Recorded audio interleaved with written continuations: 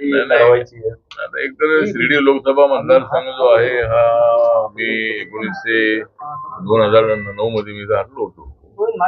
निवडणुकीमध्ये हार जीत असते, माझी काही शिर्डीवर नाराजी अजिबात नाही आहे. परंतु माझी एकच इच्छा आहे की शिर्डीचं डेव्हलपमेंट अजूनही चांगल्या गतीने करण्यासाठी माननीय हमारे सदाशिव लोखंडे जे खासदार आहेत ते त्यांनी अत्यंत चांगलं काम केलेलं आहे. ते माझे अत्यंत चांगले जवळचे मित्र आहे आणि आता ते सिटिंग या ठिकाणचे खासदार आहे, हे सगळं कसं आहे. तरी मग माझी इच्छा आहे की मी एका पक्षाचा मी राष्ट्रीय अध्यक्ष आहे. लोकसभेमध्ये मी 3 वेळेला मी होतो आणि देशातल्या लोकांची जी इच्छा आहे मी लोकसभेत आलं पाहिजे. त्यामुळे मी माझी भावना मी व्यक्त केलेली आहे. माननीय नरेंद्र मोदी साहेबांच्या समोर मी माझी भूमिका मांडलेली आहे. अमित शाह आहेत, त्यानंतर नड्डा साहेब आहेत आणि इतरांच्या समोरही माझी भूमिका मी मांडलेली आहे. त्यामुळे रिपब्लिकन पक्षाला 2 जागा सोडाव्यात अशी आमची मागणी आहे. आम्ही काही आवाज मागणी करणार नाही, परंतु 2 जागा आरपीआयला सोडाव्यात. कारण दलित मतदार जो आहे मोठ्या प्रमाणामध्ये आपल्यासोबत आहे आणि महायुतीला 45 जागा निवडून आणण्यासाठी दलित मतांची नितांत आवश्यकता आहे. त्यामुळं मला माझ्यासाठी जर एखादी सीट सोडण्याचा निर्णय जर झाला तर त्यामध्ये आम्हाला सगळ्यांना आनंद होईल आणि देशभरातल्या लोकांची इच्छा आहे की मी उभं राहिलं पाहिजे, लोकसभेमध्ये आलं पाहिजे. एकदा त्याच्या बदल्यामध्ये असं होऊ शकतं की जर सगळ्यांनी सहमतीनं आपल्या महायुतीच्या नेत्यांनी माननीय सदाशिव लोखंडेंना सांगितलं आणि त्यांना माझी राज्यसभा दिली राहिली 2 वर्षाची, पुढे त्यांना संधी मिळेल. अशातून काही मार्ग काढता येईल, आपण पाहूया. जर मला संधी मिळाली तर मी त्यासाठी उत्सुक आहे. भाजपच्या गोट्यामध्ये गेली म्हणजे माझ्या गोट्यामध्ये आली, कारण भाजपच्या गोट्यामध्ये मी भाजपसोबत आहे. मी काँग्रेस पक्षासोबत ज्यावेळेला होतो त्यावेळेला मी कधी पंजा शिमाळून लिहिलो नव्हतो. माझ्या पक्षाच्या चिन्हावर मी लढलेलो होतो. त्यामुळं भाजपच्या गोट्यामध्ये जरी जागा आली तरी ती जागा मला भाजपने सोडावी, कारण दलित मतदार हा अत्यंत महत्वाचा आहे आणि त्यासाठी नक्की बीजेपी त्याचा विचार करेल अशी मला अपेक्षा आहे. शिर्डी लोकसभा मतदारसंघ तुम्हाला असं वाटतं की नाही, सर्व समाज आपलाच आहे. आता सगळा समाज आपलाच आहे, चर्मकार समाज आपलाच आहे, मास्टर समाज आपलाच आहे, बौद्ध समाज आपलाच आहे. हे माझ्यासाठी सगळेच माझे सगळे मित्रच आहे. पण बौद्ध समाजाची भावना जी आहे ती खरी आहे. त्या मतदारसंघ रिझर्व झाल्यापासून त्या ठिकाणी मी बौद्ध असताना मी त्या ठिकाणी सुरुवातीला हरलो आणि बौद्ध समाजाला काही संधी अजून मिळाली नाही.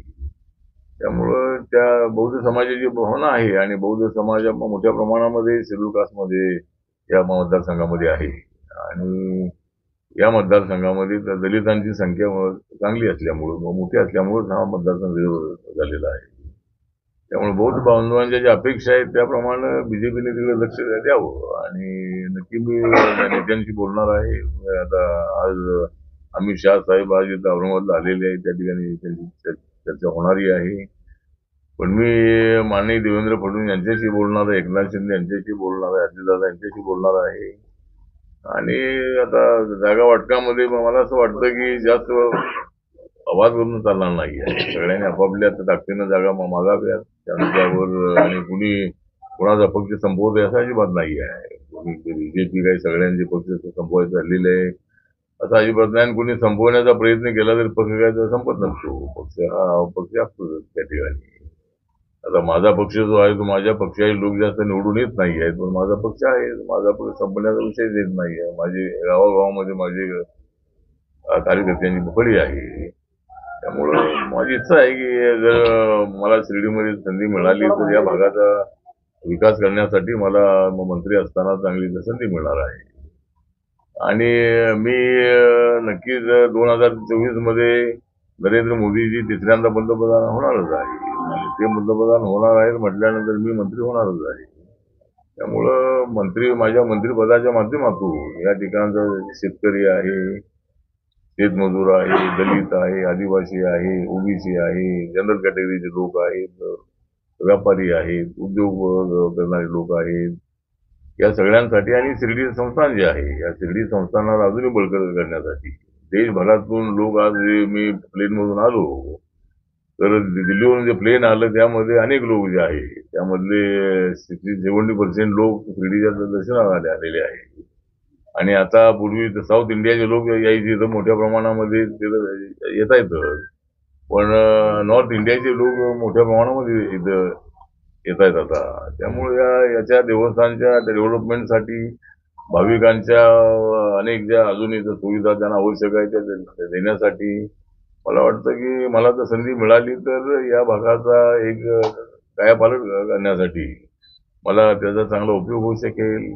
माननीय राधाकृष्ण विखे पाटील आहे तिकडं बिपिन कोल्हे जे आहे कोल्हे मॅडम आहे आणि बाकी सगळे मधुकर पिचड साहेब आहेत असे अनेक जे नेते आहेत सगळे आपले गडाख आहेत बाळासाहेब मुरकुटे आहेत असे अनेक आमदार काळे आशुतोष काळे आहेत त्या सगळ्यांच्या सहकार्याने मला या ठिकाणी चांगल्या मताने निवडून येण्याची संधी आज आहे म्हणून त्याचा विचार नक्की व्हावा अशी माझी इच्छा आहे. वंचितचं किंवा प्रकाश आंबेडकरांचा अजूनही आघाडीशी कुठेतरी जुळताना दिसत नाही आणि त्यांनी असं वाटतं वेळ आली तर मी भाजप सोबत पण जाईल.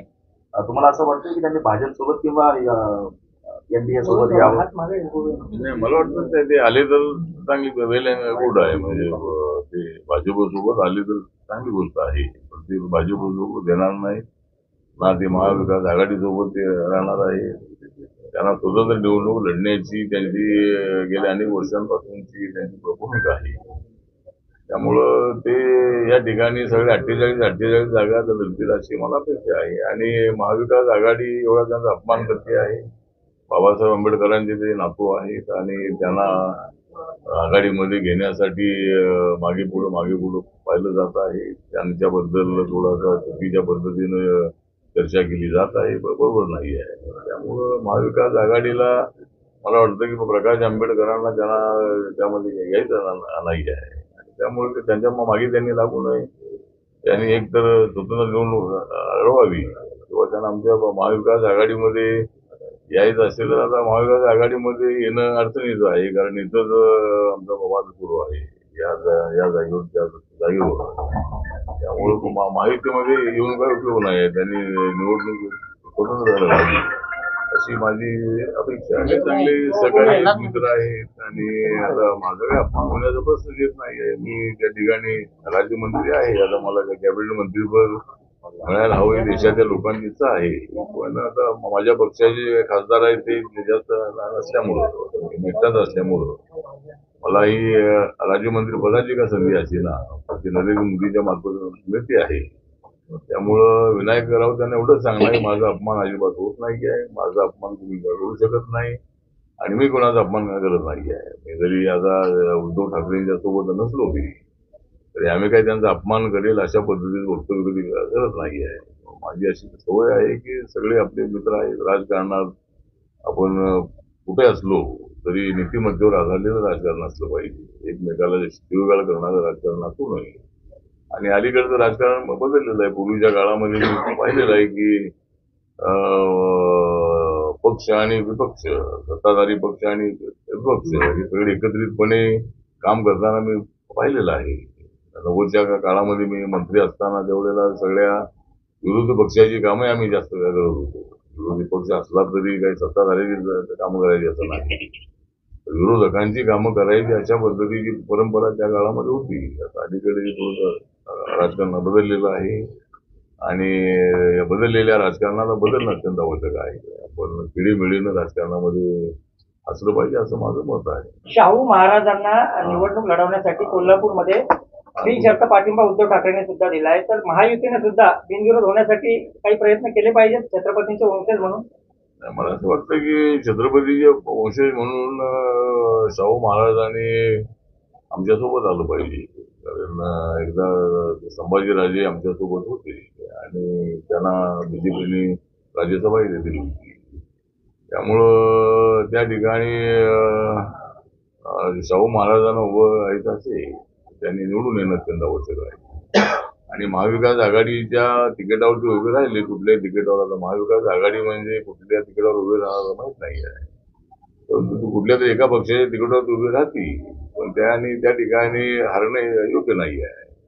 त्यामुळे शाहू महाराजांनी जर निवडणुकीला उभं राहायचंच असेल तर त्यांनी महायुती सोबत येण्याचा विचार करायला हरकत नाही आहे. आणि त्यांनी आपल्या महाविकास आघाडीकडे जाऊन काही ते निवडून येतील असं मला वाटत नाही आहे.